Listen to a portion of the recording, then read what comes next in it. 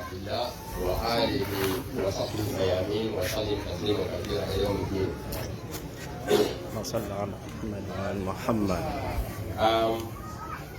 Sebo omugenyi omukulu Sheikh Tariqa, bamasheekhe, imaamu ne bamasheekhe bwenna abaweereza eddiini, bannaddiini bannaffe abalala, abakiikirira obukristo, abakozi ba gavumenti n'abaweereza obukulembeze obw'ennono obwakyabazinga, abahaaji basebo ne bannyabo, salaamu alaikum warahmatullahi wabarakatuh.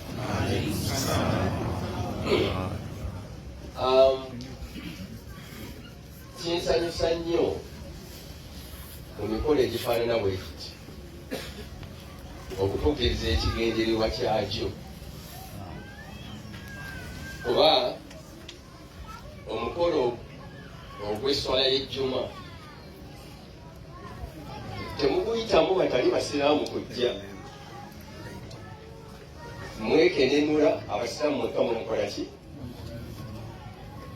Ekyomukisa omubi, ne tugenda ne tuyingiramu embeera ey'obutamanya eggwanga lizimbwa litya, nation eggwanga lizimbwa litya, emikolo emirala egyali gyeyongera ku jjuma ne twagala ogiwera. Oyenaawera oba agumalamu amaanyi aba tatannaba kutegeera eggwanga lizimbwa litya, kubanga culture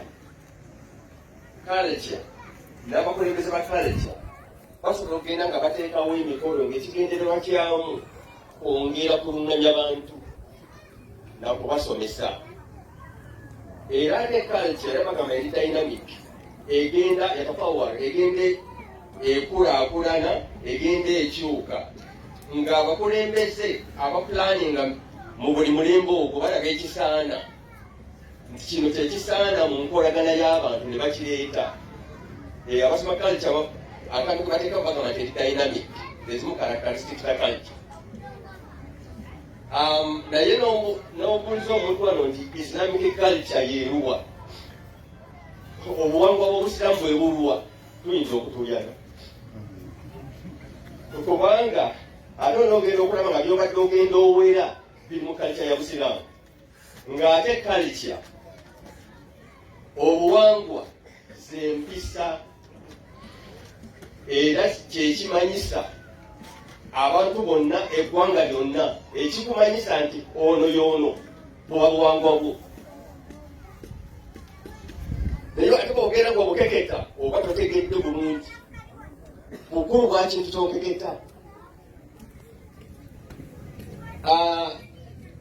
Bwe nzija ne mbasangawo ne njagala mu kusomesa, oba oliawo nabo babeereko kye bayigamu n'okulaba omusiraamu asomesa atya, kubanga ku luno bazze ku jjuma tebajja, ku yidi tebajja, emikolo egy'ekika kino we bajjira.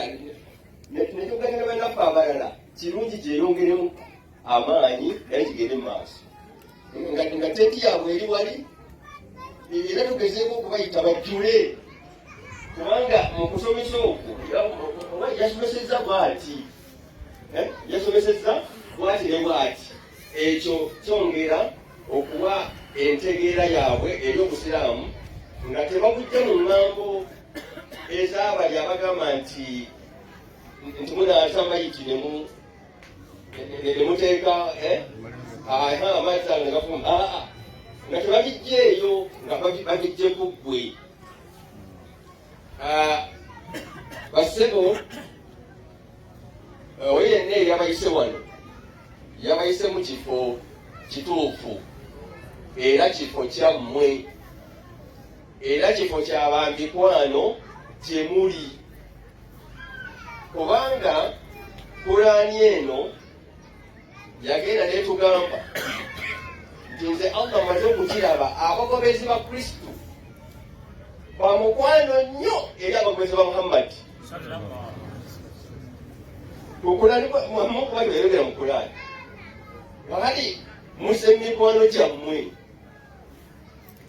ate ndowooza saakibuuza kigambo mukwano kubanga n'eri mu kyaki wakati tugamba nti tulina ebbanja ffenna lyakwagalana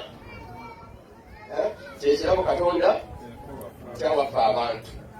Infact mu bisomesebwa eyo ekyo kyekimu ku bikulu ennyo bye nali mpulidde nti ddala byamakulu kubanga awali omukwano n'ensobi ono gw'oyagala n'ensobi oba tokyaziraba wamutegedde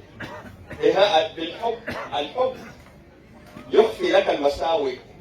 Omukwano gukweka ensobi ezikoleddwa. Akole kino kasola atafuddeeyo omanya byamwagala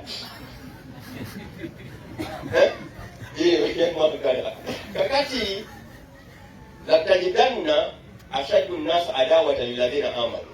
Qur'ani bwegamba bw'onoba weetegereza n'okola risaaki emala ojja kutuuka ku conclusion nti abantu abataagala bulungi bantu ba Muhammadi be bali